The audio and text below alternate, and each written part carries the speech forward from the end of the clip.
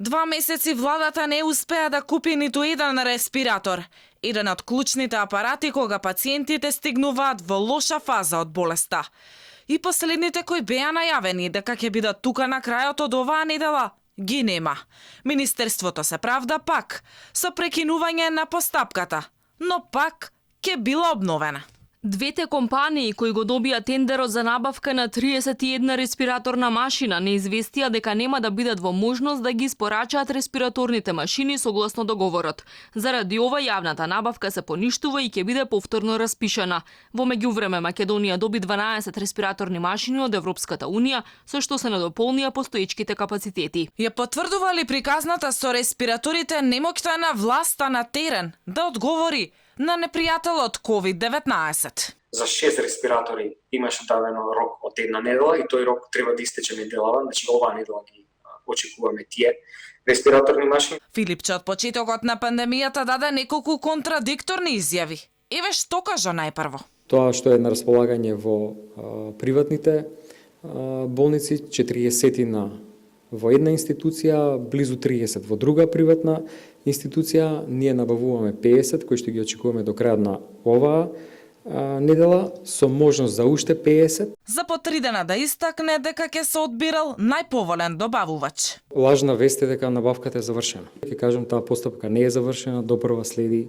аукцијата, спуштањето на цената на понудите. Потоа рече дека биле заглавени во Бразил. Проблемот е што машините во овој момент се запрени во Бразил со одлука на нивната влада, со интензивна комуникација со Министерството за надворешни работи и нашиот амбасадор во Бразил се обидуваме таа бројка на машини да ја ослободиме. Освен од одговлекувањето на набавката на респиратори, земјава се соочува и со друга дилема. Дали имаме доволно стручен кадар за управување на респираторни машини? Доктори Залфа се сомневаат во стручноста на медицинските лица. Работата со респиратор мора да биде строго менаџерирана по одредени принципи кои се општо прифатени. И тоа најдобро го знаат анестезиолозите, кои работат секојдневно со пациенти кои се во групата на тешки болни, кои се пациенти со една инсуфициенција респираторна и треба да бидат поставени на апарат за дишење. Но и тука има различни модалитети во делот на водењето и треба максимална проценка пред се кога ќе се стави пациентот на респиратор и како понатаму да се води. А зошто е клучно да се избегне недостигот на респираторите за Алфа проговори анестезиологот Аница Павловиќ од приватната болница Аџи Бадем Сестина.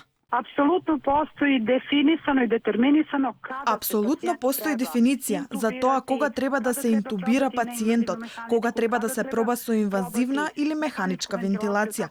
Така да, јас апсолутно стојам на ставот дека пациентите кои заслужуваат да бидат интубирани, мора да бидат интубирани и да се лечат на механичка вентилација. Дефинитивно. На механичка вентилација, то дефинитивно. Не се само респираторите. Владата никогаш не кажа точно дали набавува лекови за COVID-19. Ако се набавуваат, кои се? Ако не, зошто не се набавуваат? Што се случи со хлоракининот? Докаде е лекувањето со крвна плазма? Завиени информации и соопштенија кои почнуваат со бројката на оздравени, не значи дека власта има контрола над ситуацијата. Требаат конкретни аргументи и дела.